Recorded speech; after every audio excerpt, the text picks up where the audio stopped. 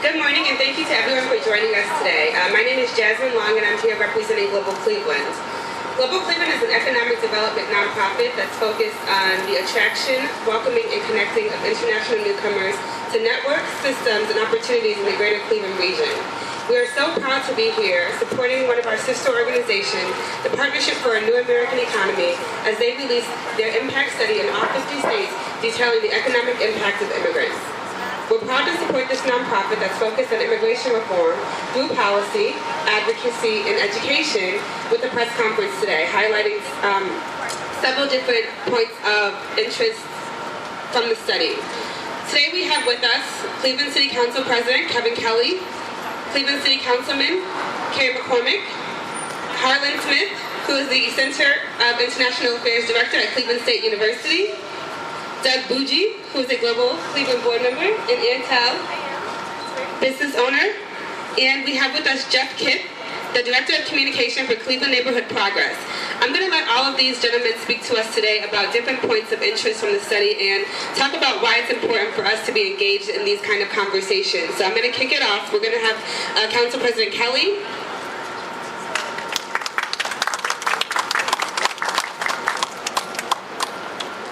Thank you. Good morning, everybody. On behalf of Cleveland City Council and my 16 colleagues, I want to say thank you for being here and thank you for your interest in this very important topic. I want to thank Global Cleveland and the Partnership for a New American Economy for putting together this very important information that can be the basis for some real significant policy advocacy on the local and the national level as it relates to immigration.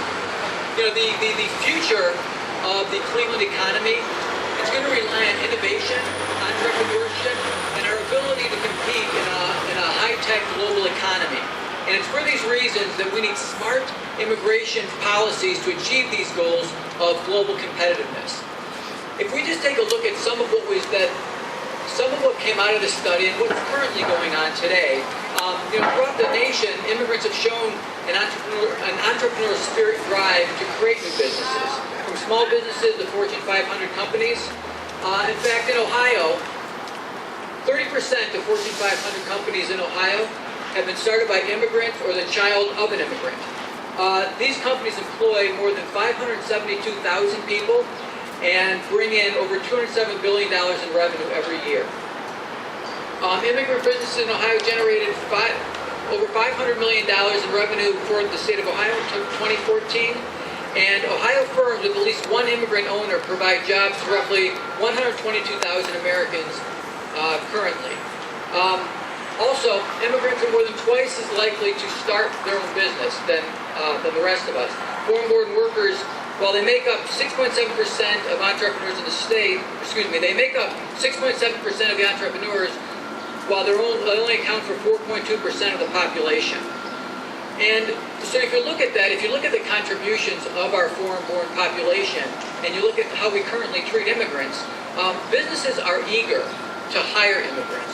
We want to keep this great talent in the economy, especially in industries that face a shortage of available workers. But what we currently do is we educate a lot of immigrants, but then we don't let them stay, we don't maximize the talents that they can have with our local economy. They go to other countries that end up competing against us, which doesn't make a whole lot of sense. So we really need Congress to act on immigration reform if we want to stay ahead of the curve in competition, innovation, and potential growth. We need Congress to allow communities like Cleveland to keep the talent that we're educating at our universities, to keep it here, to keep it locally, so that we can continue to grow. You know, here in Cleveland, our city was built by immigrants and remains a rich melting pot of ethnicities and races around the world. And unlike what we saw at the Republican National Convention, we're not about building walls to keep people out. We urge Congress to adopt fair and just immigration legislation so we can welcome more people in. We're a very tolerant and welcoming place for all people in the city of Cleveland.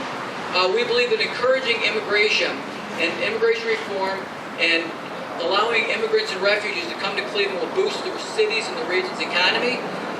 We believe that Cleveland is a welcoming city, and we are currently working to make city government a more welcoming and accessible place for all of our residents of all languages, especially those where English is not their first language. Just some low-hanging fruit that you might notice, our website is now translatable in different languages. We have translation services available for people that call the city of Cleveland and need to access services. We're currently working on signage and developing an entire limited English proficiency plan so that our government can be open and accessible to all the immigrants that we are hoping to be here. So I guess in sum, I just want to say that we really appreciate the contributions of immigrants and the foreign-born population and what it's really meant to our communities and our economy. And we think that if you look at what's happening in terms of our current immigration policy, we're keeping a lot of talent out of the United States, out of Northeast Ohio and out of Cleveland that could really help us build economy. And for those reasons, we want to urge Congress to take seriously immigration reform. We want to make it so that immigrants who want to be here, that want to use their talents locally in the United States, in the state of Ohio, and specifically in the city of Cleveland, are welcome to do so. So thank you all very much. I appreciate your being here today, and hopefully, with the building blocks that we have with this study, we can really work together to push for comprehensive immigration reform and really move forward on this. So thanks so much.